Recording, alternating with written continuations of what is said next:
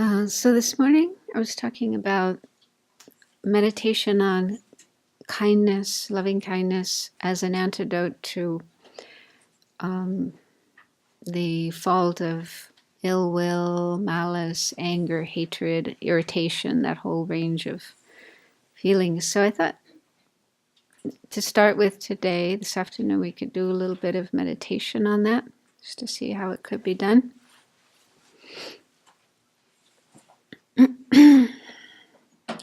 So make yourselves comfortable,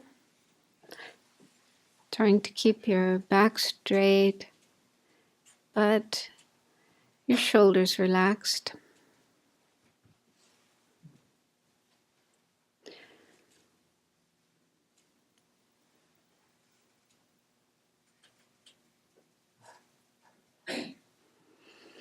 And try to let your body be as relaxed as possible, free of tension. If there is any tension, see if you can let it go and melt, flow down into the earth or evaporate in space.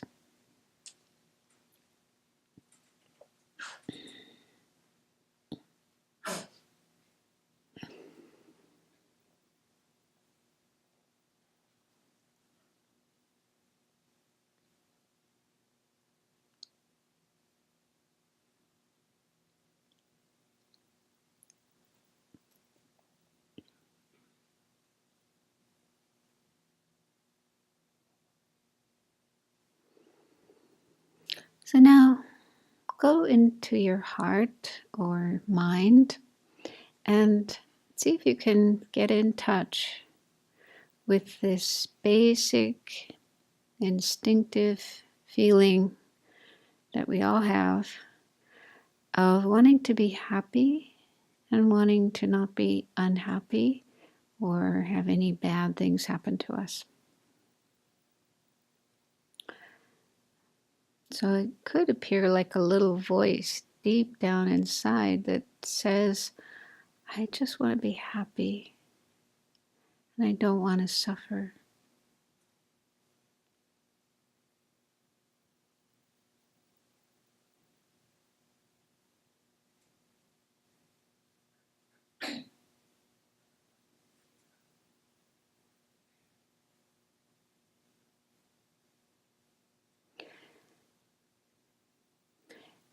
And try not to feel there's anything wrong with this attitude.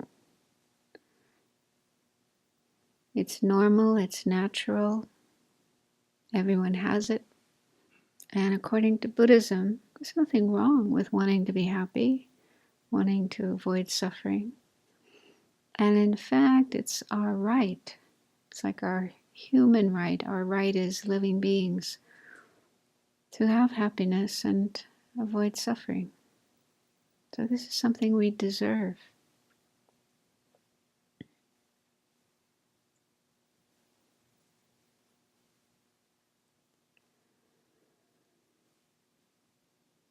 So see if you can accept that attitude, that feeling inside of yourself. Feel that it's okay to feel that. It's right to feel that. We should be happy. We shouldn't have to suffer.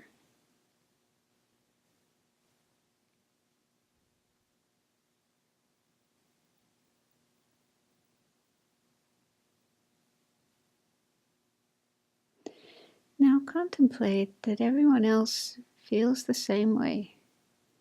Everyone else has this same little voice inside that says, I just want to be happy and I don't want to suffer.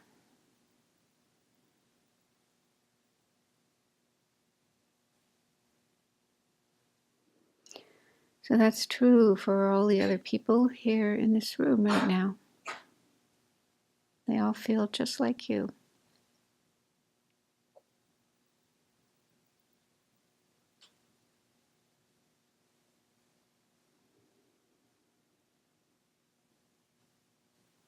It's true for all the people in your life, all the people in your family, all your friends, neighbors, people you work with, people in your community, whether you know them or not. They all have the same feeling.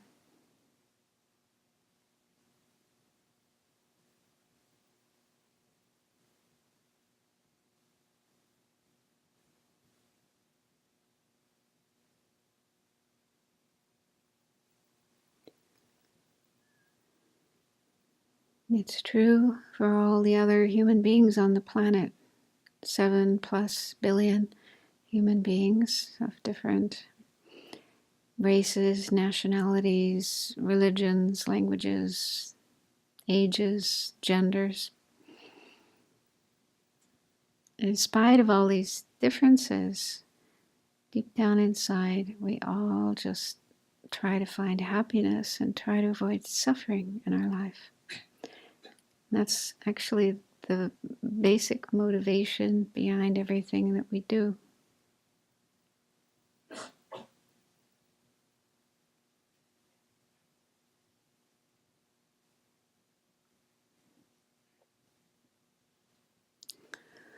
So now bring to mind somebody you know and care about, someone you find easy to like.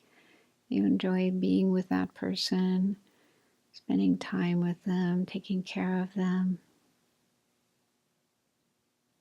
It could be a family member or a friend.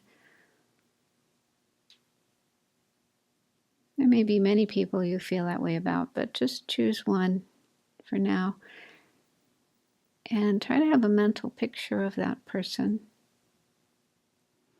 You can imagine them sitting in front of you right now, or think of them wherever they are right now.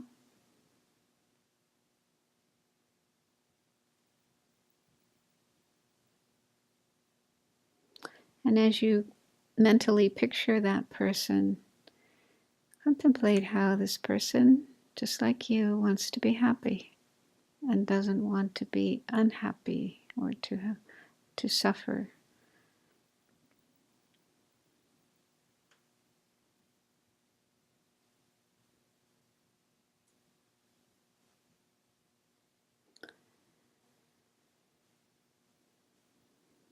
Then see if you can go one step further and wish them to be happy. You can just say to yourself, how nice it would be if you could be happy, or may you be happy.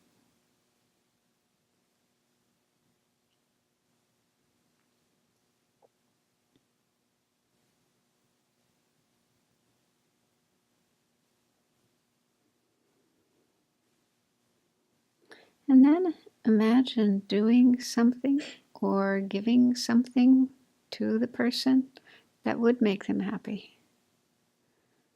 So this could be a gift, even just a nice drink or something to eat, or just smiling at them, chatting with them, getting into a conversation in a very friendly way. Imagine doing that with a person and imagine them feeling happy and looking happy by what you've done.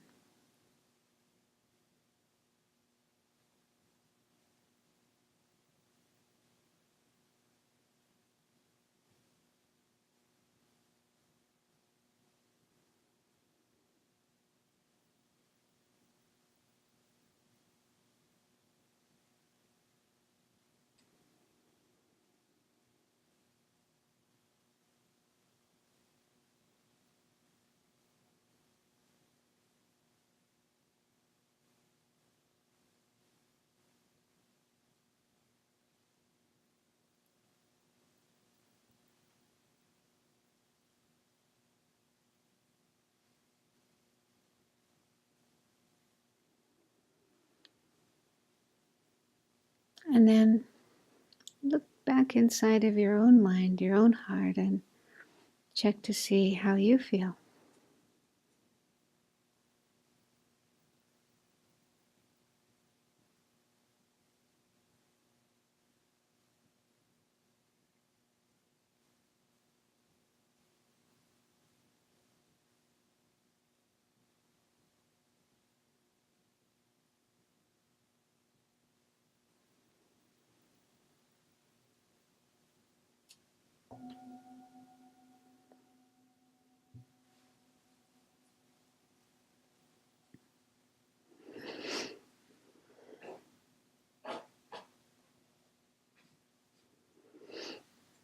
So this is one way of meditating on loving kindness, generating loving kindness. And it's recommended to do it with one person at a time. I mean, we can do it for a whole group of people. Like we could think, oh, may everybody in this room be happy.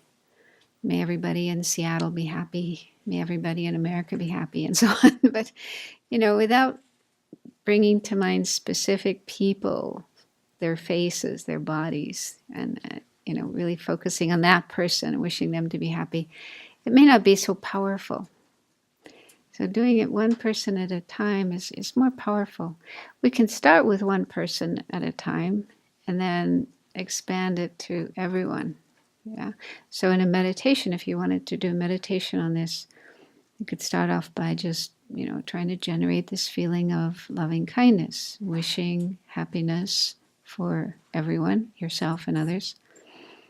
And then bring to mind one person at a time. They say it's good to start with people you find easy to like, people who are already your friends, and it's easy to feel loving kindness for them. Get used to doing that. And then when you're more familiar with generating loving kindness for those kind of people, then you can move on to people who are more distant from you.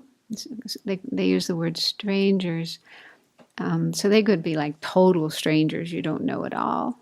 Or they could be people that you might know, but you're just not very close to them, like the bus driver or the checkout cashier in the supermarket or the person who sweeps the floor in your office, whatever.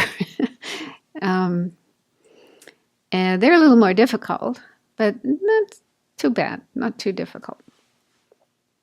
And if we just contemplate, well, that person wants to be happy just like me, then that can help us to feel kindness for them, wishing them to be happy. Then when you're more familiar with the practice with friends and strangers, then you can work on the more difficult people, so-called enemies. But don't start with your worst enemy, someone you really hate or someone who's caused you a huge amount of suffering. Start with someone you just have some mild dislike or irritation towards. And then work on the more difficult ones. And eventually, you may be able to do it with the really, really difficult ones. So that's the idea. You start with the easier ones and then eventually get to the more difficult ones. So in a meditation, depending on how much time you have, you could think of just one person or two or three or four or five or 10 or whatever. And then at the end, after doing it one person at a time, you could then open up your heart and think, may all people and all living beings everywhere be happy, and wish them happiness. And I like also to, if you have the time to do so, to actually think of what would make this person happy, and then imagine giving them that or doing something that would make them happy. That makes it a little more kind of interconnected rather than me just sitting here wishing that person to be happy. But imagine, some kind of interaction that would bring happiness to the other person. And then another way of generating loving kindness, meditating on loving kindness for others, is contemplating their kindness for oneself. You've probably heard about this before. Venerable Children talks about it a lot. I mean, it's there in the Tibetan tradition. They talk about it a lot. How others are kind to us by, for example, our body, our life, our very existence depends on others, our parents, and whoever else was there taking care of us when we were small. And so it's really good to contemplate that, wow, I wouldn't be here if it wasn't for them. All the hard work, all the time, the energy they put into taking care of me when I was a little baby, small and helpless. It's really powerful to contemplate that. And then we can think of our teachers who taught us all that we know, and all the people who have grown, the food that we've eaten all our life, the farmers, people who work in the fields, harvesting or picking the the crops, the vegetables, and so on, who transport it to the markets, the factories, people who work in the markets and the factories, and so on and so on. So there's a whole chain of people, even for one meal that we eat.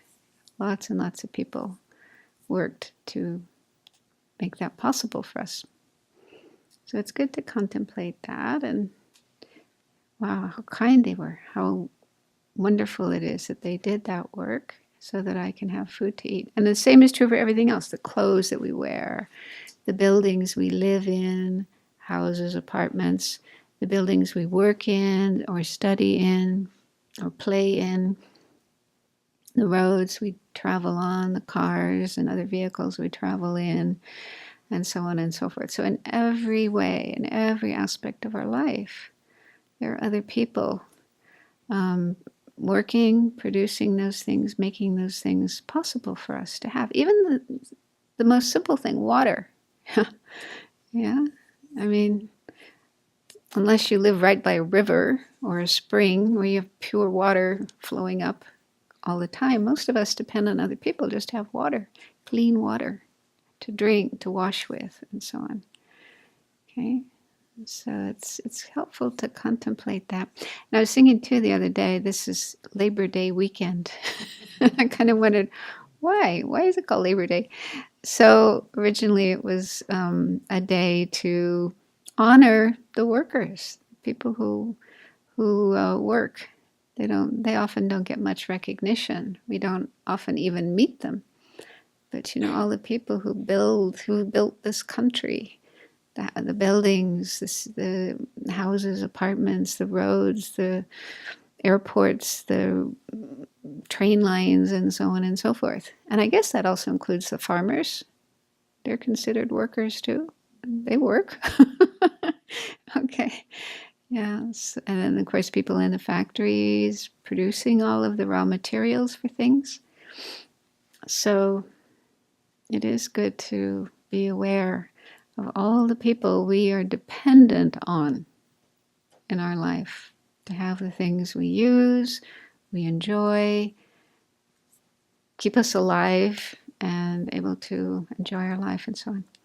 So that's another contemplation that helps us to have a sense of appreciation for others. And when we can appreciate what others do for us, it opens up our heart to wanting to be kind to them in return.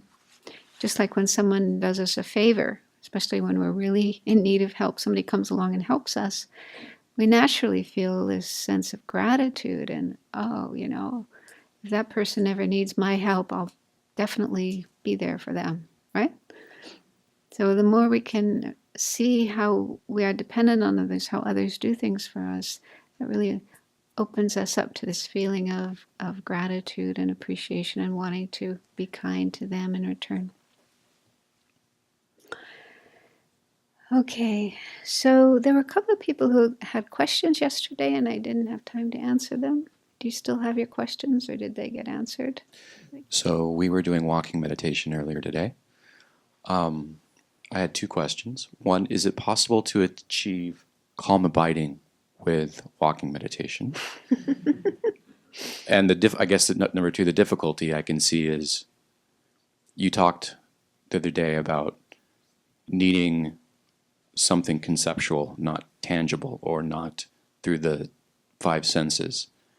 When you're walking, it's the tangible, your feet or your, So those are the questions. Yeah. It's a good question. I remembered hearing Ajahn Brahm say that he mentioned the case of somebody who did achieve concentration while doing walking meditation. But it's probably, this person had been doing a lot of practice for a long period of time. And at that moment, while doing walking, it happened in their mind. And also in the Tibetan tradition, they sometimes talk about people achieving realizations while doing some physical activity. Like somebody was chopping wood and realized emptiness. Or throwing out their teacher's garbage. They realized emptiness. So So there are stories like that. I don't know exactly, how to explain that, but I think it would be because of having done a lot of practice previously, and somehow, for some reason, in the middle of this activity, the realization can occur. So that's as much as I know about that. So I guess it's possible, but probably quite rare. In a kind of similar vein, maybe slightly different, in terms of developing concentration, mantra recitation. And how is it recommended? Is it a way to develop it? And how deep can we go with it? Yeah, that's an interesting question because it's not mentioned on the list of recommended objects for concentration. There's no mention of reciting prayers or mantras or listening to sounds of somebody else reciting. It's not one of those objects. So I'm in no position to say it's possible or not possible. But still, again, it's hard for many of us to be just sitting quietly meditating all the time. And reciting prayers, mantras is a virtuous thing, provided we are doing it with a virtuous motivation. What we are reciting would be mantras, which are related to the Buddhas, or prayers, which probably originate from the sutras or the scriptures. So we're reciting words connected with, the teachings of the Buddha, the Dharma. And ideally, we do this with concentration, not with our mind wandering or focusing. So I think it's definitely a beneficial activity to help the mind, but whether one would be able to achieve concentration or calm abiding through that, I couldn't say. Yeah, but that does remind me that in addition to meditation, like doing calm abiding meditation or meditation on emptiness or whatever meditation we're doing, it's recommended in our tradition, the Tibetan tradition, that we have complementary practices to build up merit, positive energy, like good energy. That's one kind of practice. And the other one is purification of our negative energy. So, we're sort of carrying a lot of imprints from our past actions, like karmic seeds, karmic imprints of our disturbing emotions, and so on. So we're kind of carrying a lot of stuff, baggage from the past. And that can be a hindrance to achieving realizations, transforming our mind. So there are practices for purifying or clearing out that negative energy, such as in the morning, the practice of the 35 Buddhas, prostrations to the 35 Buddhas. And another common recommended practice is that of Vajrasattva, which will be the practice for this coming winter retreat. Is that right? Yeah.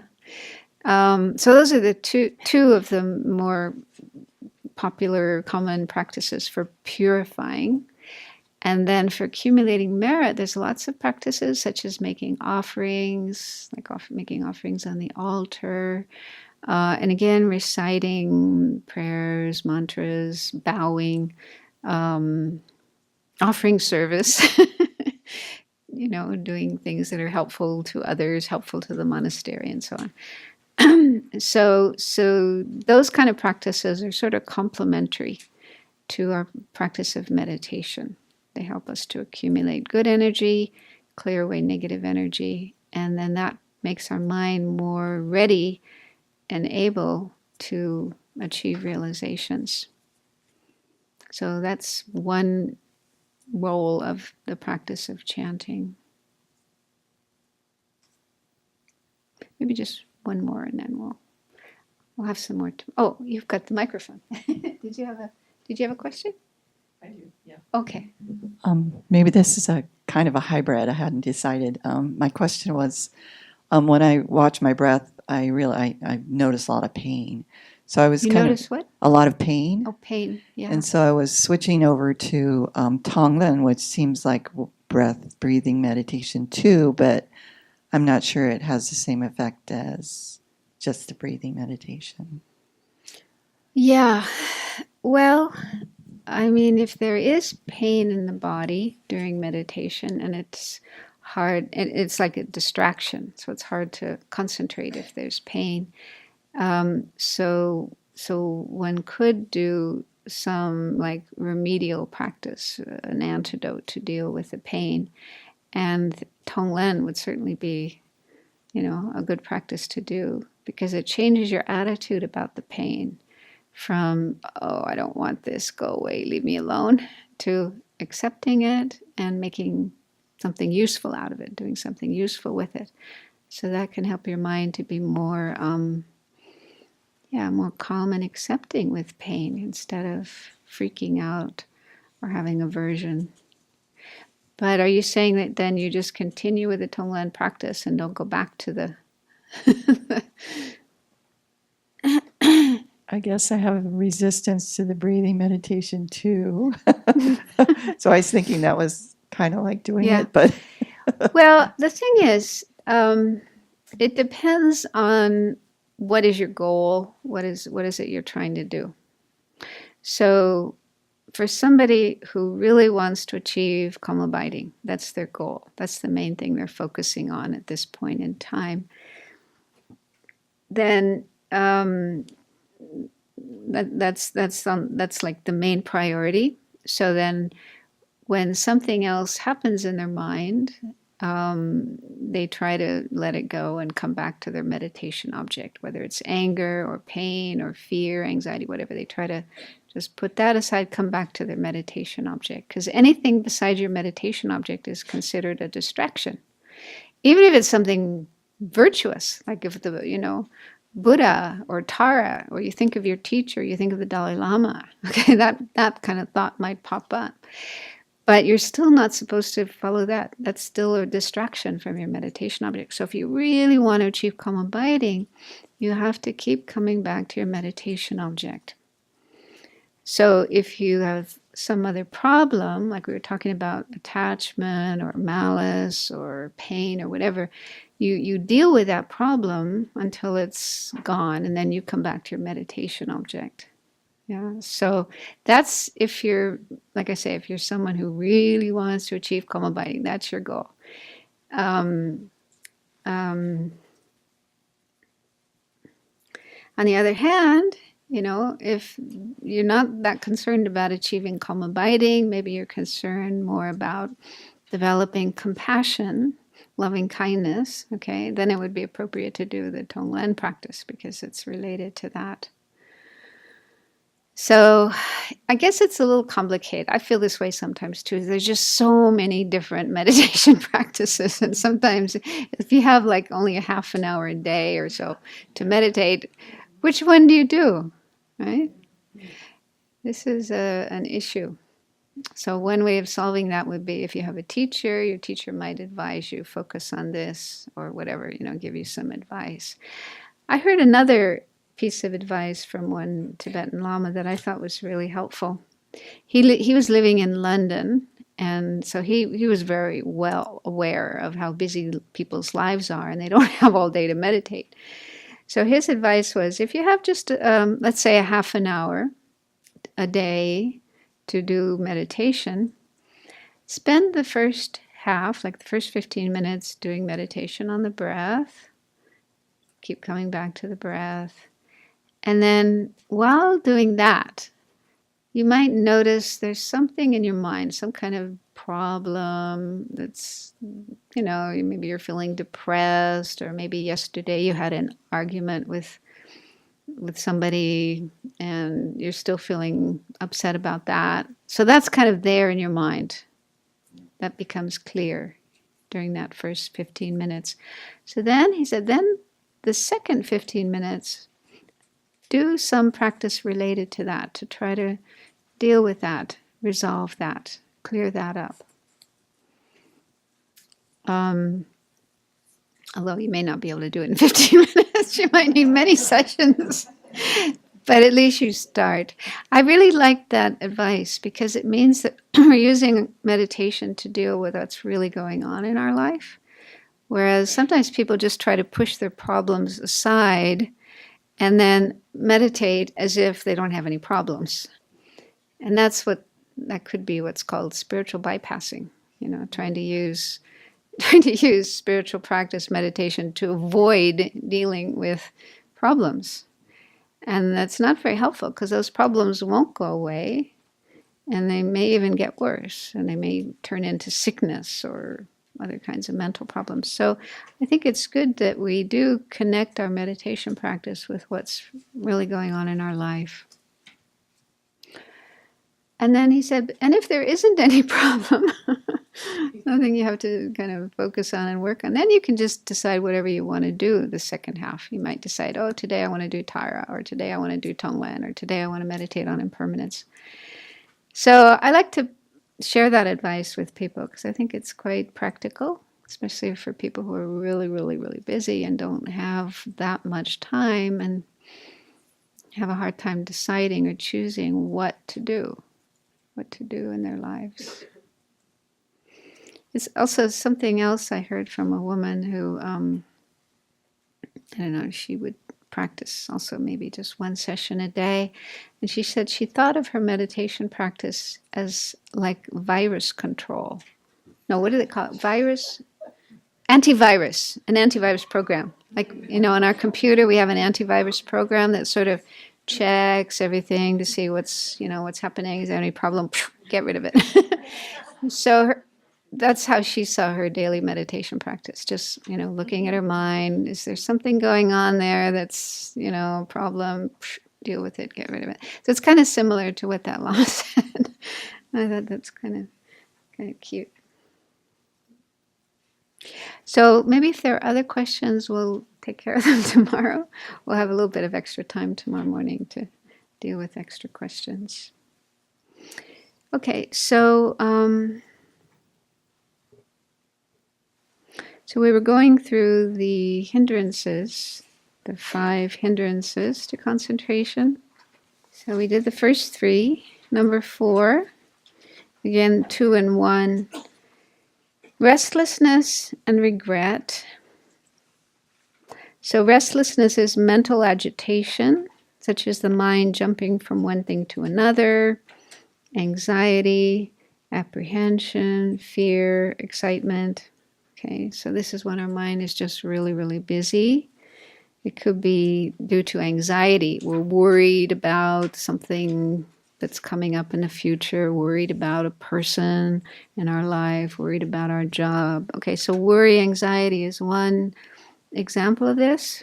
It could also be excitement, oh, next week I'm going to the Bahamas, so your mind is already there and imagining all these fun things you're going to do and so on.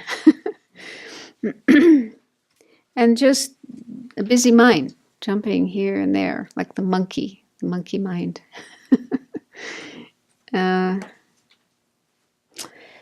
then regret is more about the past, related to things from the past. So it could be feeling bad about things that we've done, or things that we should have done that we didn't do.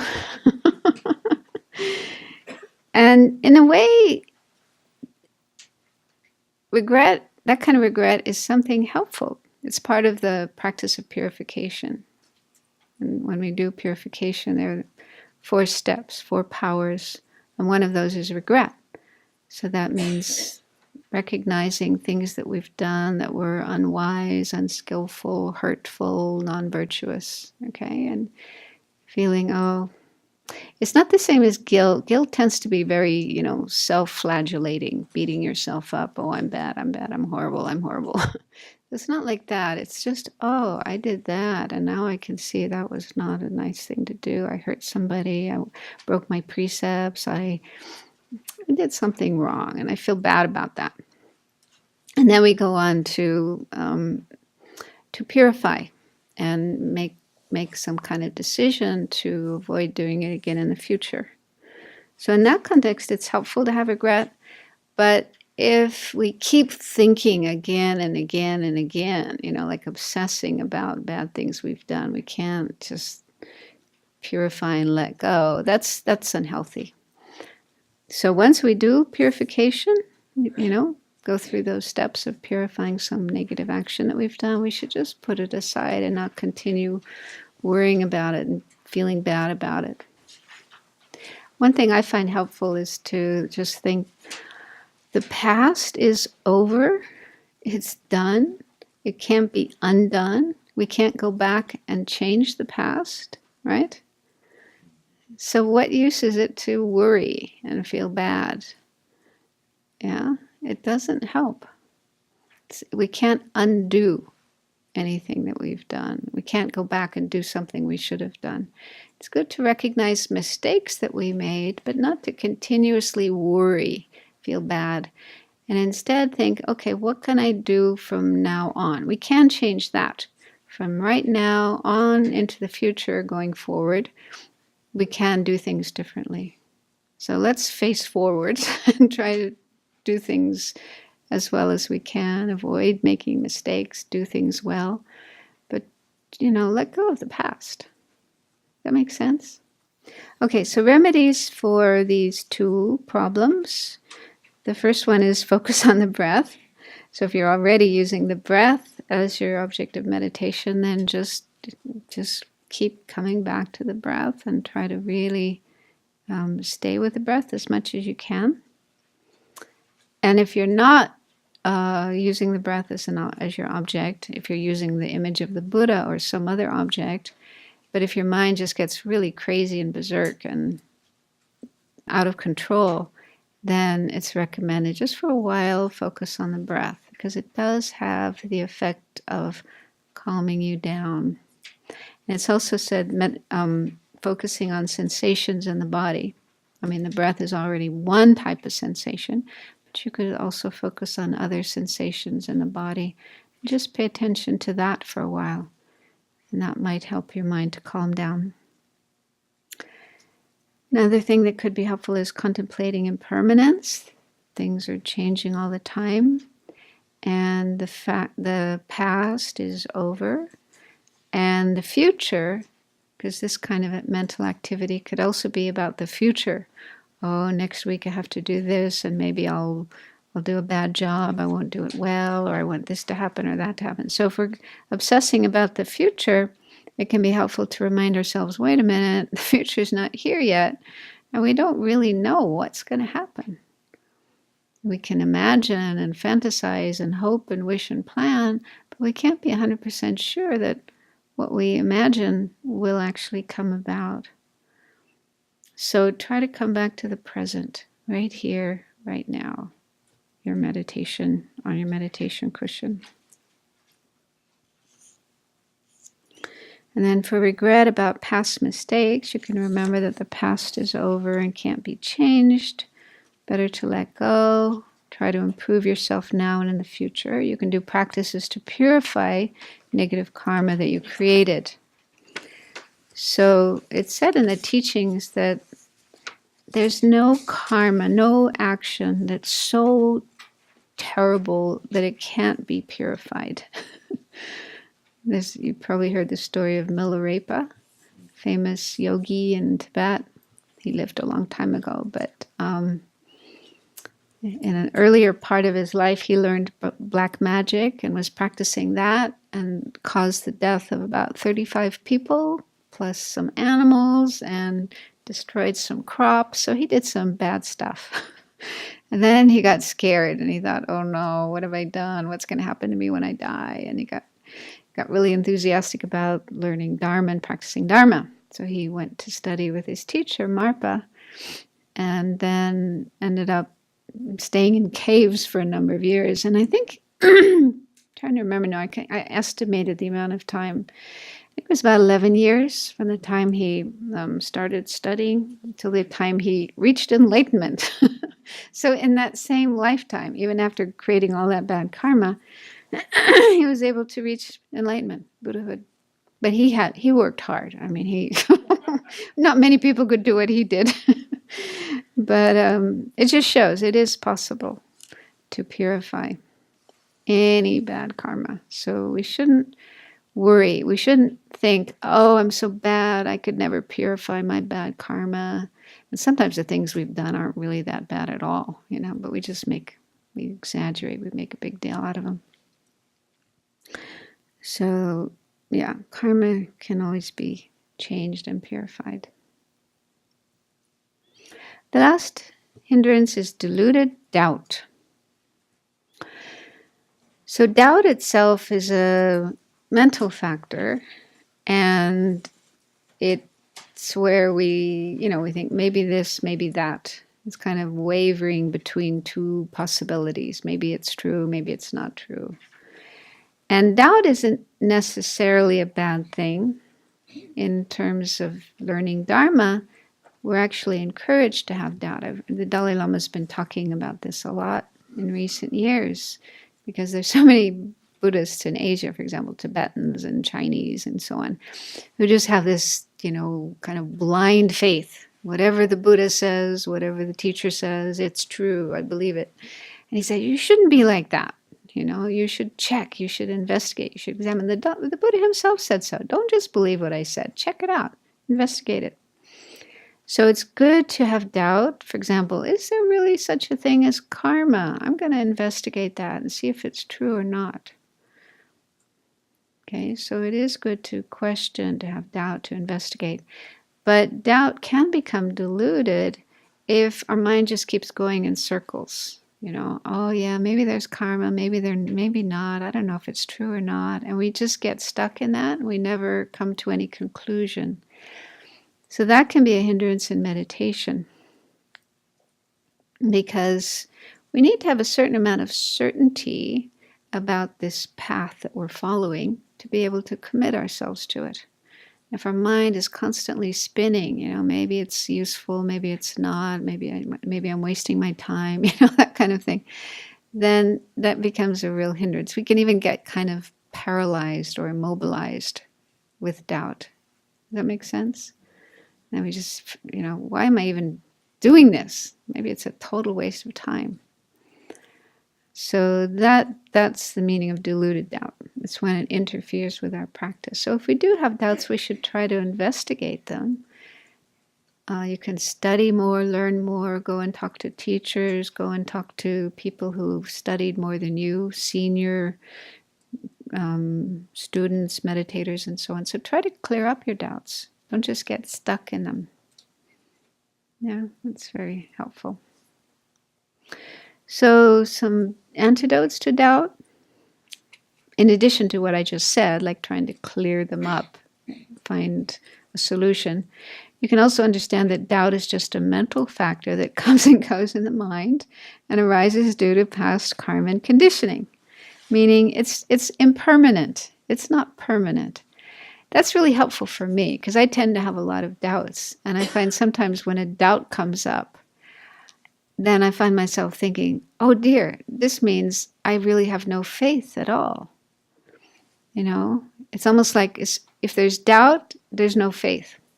And when talking about that with a friend, they reminded me, no, sometimes you have doubt, but sometimes you have faith. And I realized that, oh yeah, it's true. They come and go. They alternate. Sometimes there's doubt, but it's not there all the time, 100% of the time. There are moments when I have incredible devotion and no doubt. So just seeing the impermanent nature of doubt, that it comes and goes. And having doubt at one moment doesn't wipe out all the faith that you've ever had in your life, right?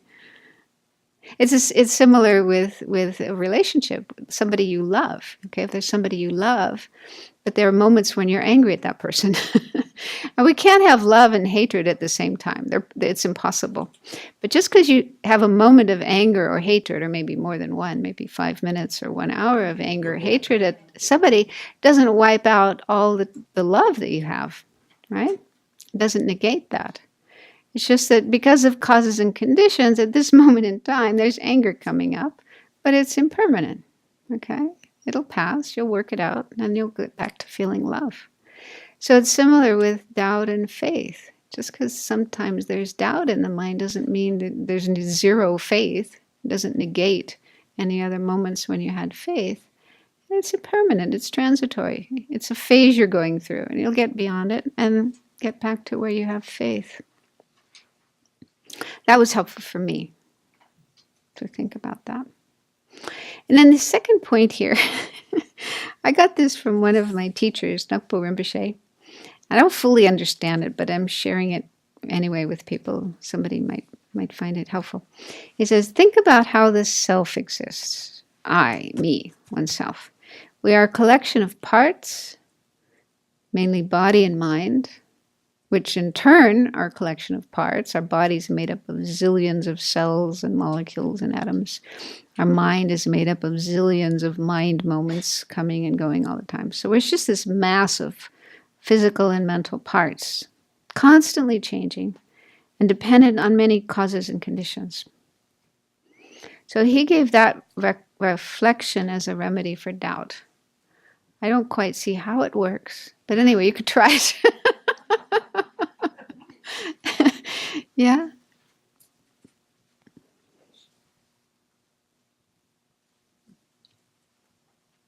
So those are some methods that we can use to deal with these 5 hindrances if they should occur and interfere with our meditation. And sometimes people try meditating. They start off meditating and then they find it so hard. They have so many problems, so many hindrances that they think about giving up. And they do give up. Sometimes people try meditating for a while and then they give up. But if we do that, if we stop meditating because we have so many problems, does that mean those problems are going to stop?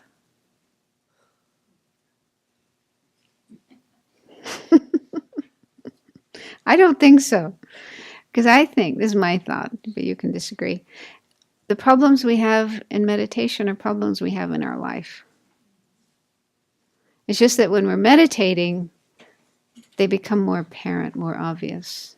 But they were there before, and they will continue to be there afterwards. So just by not meditating, our problems probably won't go away. So if that makes sense, then it might be good to don't give up meditation, but keep doing it and just learn to deal with these problems. Learn to deal with difficulties. And it's also important to have realistic expectations. It takes time to deal with these problems. They've been with us for a long time, not just this life, but previous lives as well. And so it takes a long time to be really free from them. So I made that mistake when I first started out. I was really young and enthusiastic, and I thought, okay, I'm going to get rid of my anger. I'm going to get rid of my attachment. But after a couple of months, they were still there. And I was very dismayed, very depressed. So I had to realize, it takes time. You can't do it so quickly. In fact, until realizing emptiness, until we have a direct realization of emptiness, that's the thing that really eliminates these disturbing emotions so that they don't come back. But until that time, they're going to still be there. So that's a long time for most of us, probably. And so instead of being kind of frantic and obsessed about getting rid of these hindrances, it's better to just accept they're going to be there for a while, but I'll be aware of them and I'll work on them as much as I can to the best of my ability. And it's also helpful to remind yourself you're not alone. You're not the only person in the world who has these problems. Everybody does too. So that's helpful. Some people have them even worse than you do, right? So that can help, because then, that helps me, because then I think, okay, I really want to learn how to work on these problems in my own mind and learn to manage them and overcome them, so then I can help others to do the same. If I'm still overwhelmed by these problems myself, that limits my ability to help others. But if I manage my anger and learn how to manage my anger, I can help other people who are suffering from that problem. So thinking about others can give us compassion and courage to keep going, working on our problems. So when you do notice them, try not to feel hopeless, bad about yourself, guilty. Yeah. Last week I gave a talk and I talked about this sutra where the Buddha compared problems to an arrow. When we have a problem, it's like being shot with an arrow. It's painful. But then we sometimes inadvertently shoot ourselves with more arrows by the way we respond to the first one. So that would be, for example, oh, there's this problem. And then we may beat ourselves up, feel bad, feel guilty, feel ashamed. Oh, I'm so horrible. I'm a loser. I'm a failure. Or we blame other people. We try to find somebody else to blame for the problem and get angry at them, complain about them. So those are some of the things we do when a problem happens, and they don't help. In fact, they just make things worse. They just add more problems to what's already there. So try to watch out for that. Try to deal with the first problem to the best of your ability. Use these different antidotes. Do the best you can. And also important to be kind to ourselves, patient with ourselves, compassionate to ourselves. And also de-identify. That's something that's really, really helpful. What I mean by that is we have the tendency to identify with our problems. So, for example, anger comes up in the mind. We immediately feel, I am angry. I am angry. I am anger. That's the meaning of identify. And when we do that, it's kind of like adding fuel to the fire, making it worse, making it bigger. So it doesn't help to identify. And it's also not true. According to Buddhism, anger or whatever disturbing emotion it is just a mental state that temporarily arises in our mind. It may be there a few seconds or minutes or hours, but it's not there all the time, not there forever. It comes and goes. So it's not who we are. Does that make sense? It's just something passing through our mind, like a cloud passing through the sky. So I find it really helpful when I notice something like anger or depression or fear in my mind to just say, there is anger in my mind. There is fear in my mind. There is jealousy in my mind. So then you're looking at it more objectively rather than identifying with it. And it becomes easier to deal with, easier to manage. And also, one other thing, when we talk about managing our mind, managing our emotions, managing our problems through meditation, it doesn't mean that's the only thing we should do. If there's some other kind of solution, for example, somebody's being mean to you, treating you unfairly, unjustly, and if there's something you can do in relation to that person, talk to them. You don't have to go and beat them up, but just try to talk to them, point out that what they're doing is hurtful, inappropriate, ask them to stop, and so on. So it's certainly fine to try that. Or if you're sick or you have some kind of injury, it's certainly fine to go and seek medical treatment. You shouldn't just sit there and meditate and try to deal with it on your own. So we can, as long as we behave ethically, we don't do anything unethical, we can try to find solutions to our problems. Okay?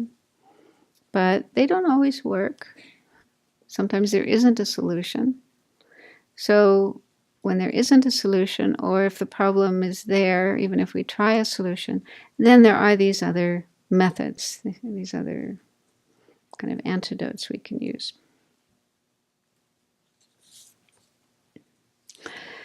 Okay, so we finished looking at those 5 hindrances. And if you find that one of these hindrances is really, really strong in you, for example, if you have a lot of anger, strong anger, or if you have a lot of desire, attachment, or a lot of doubt, or whatever, it might be good to put more attention on dealing with that, working with that, trying to find solutions for that, getting that sort of tamed or subdued before you really try to practice concentration seriously. Because if you don't, it's just going to keep coming up and interfering with your practice. I mean, that doesn't mean you can't engage in concentration meditation, calm abiding meditation. You can do both at the same time, maybe at different sessions. But I guess the point I'm trying to make is, if we don't find ways of working on and managing these hindrances, then we won't be able to progress very far in our practice of meditation. Okay, so let's do some meditation now. Another session of calm, abiding, concentration. If any of you are feeling uncomfortable and you want to just stand up for a few moments, stretch your legs, change your position. Okay, so we have about 15 minutes. Take a few moments to settle into a comfortable position for meditation,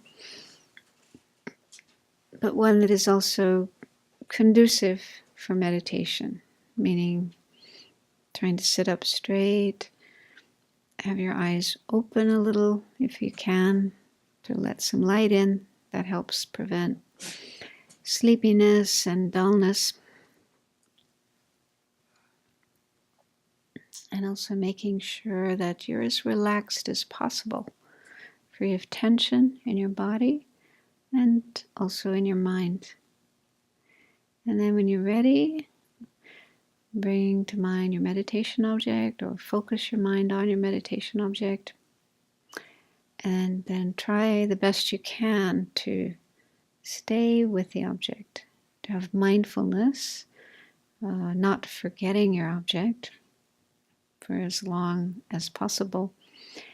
And then when you do forget it, when the mind wanders away, as soon as you notice that, let go of or put aside the other object and return to your meditation object. And try to look out for any of these hindrances. Just not search for them, but just try to be aware of what is going on in your mind and see if you can identify any of these hindrances. And if they're not too strong, you can just notice it, put it aside, let it go, and then come back to your object. If it's very strong and overwhelming, see if you can remember any of the antidotes and apply that and see if that can be helpful.